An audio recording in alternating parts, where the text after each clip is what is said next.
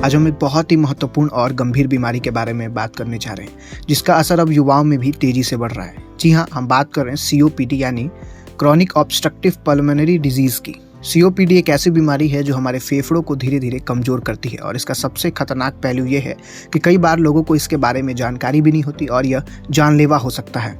तो आज हम आपको बताएंगे कि सीओपीडी क्या है, इसके लक्षण क्या क्या हैं और किन कारणों से ये होता है और आखिर में इसके इलाज और बचाव के क्या क्या उपाय हैं। नमस्कार, मैं आशुतोष उपाध्याय और आप बोल्ड स्काई हिंदी देख रहे हैं। सबसे पहले जानते हैं कि सीओपीडी है क्या। सीओपीडी एक लंबी अवधि वाली फेफड़ों की बीमारी है जिसमें आपके फेफड़े सही तरीके से काम करना बंद कर देते हैं। इसके कारण आपको सांस लेने में कठिनाई होती है, खासकर शारीरिक मेहनत करने वक्त।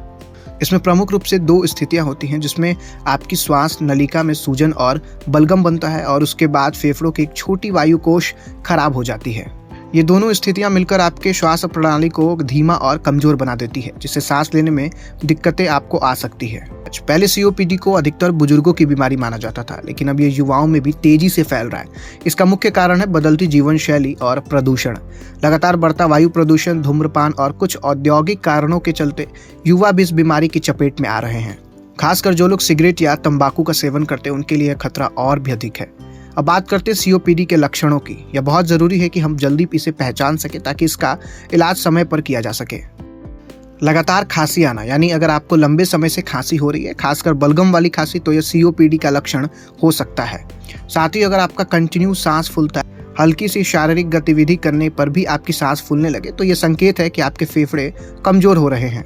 वहीं अगर सांस लेने में कठिनाई के साथ साथ सीने में भारीपन या फिर जकड़न महसूस होना, यह भी एक प्रमुख लक्षणों में से एक है। थकान, यानी बिना किसी कारण के जल्दी थक जाना और कमजोरी महसूस करना।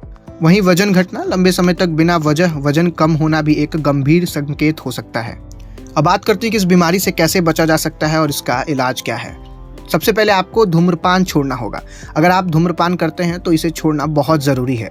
धूम्रपान छोड़ने से फेफड़ों पर होने वाले नुकसान को रोका जा सकता है। इसके साथ ही अगर आप प्रदूषित वातावरण में रहते हैं तो घर के अंदर रहें, मास्क का उपयोग करें और घर में एयर प्यूरिफायर का इस्तेमाल करें। वहीं इलाज में आप ऑक्सीजन थेरेपी भी ले सकते हैं। जब आपके फेफड़े सही से ऑक्सीजन नहीं ले पाते तो ऑक्सीजन थेरेपी का भी सहारा लिया जा सकता है और इसके साथ ही आप फेफड़े की फिजियोथेरेपी भी करवा सकते हैं। इसके द्वारा फेफड़ों को मजबूत किया जाता है और सांस लेने की तकनीक सिखाई जाती है, जिससे सांस फूलने में राहत मिलती है। वहीं सीओपीडी बीमारी से बचने के लिए आप सर्जरी भी करवा सकते हैं। गंभीर मामलों में सर्जरी भी की जा सकती है, जैसे लंग ट्रांसप्लांट। ये जानकारी आपको कैसी लगी कमेंट बॉक्स में लिख के जरूर बताइए। धन्यवाद।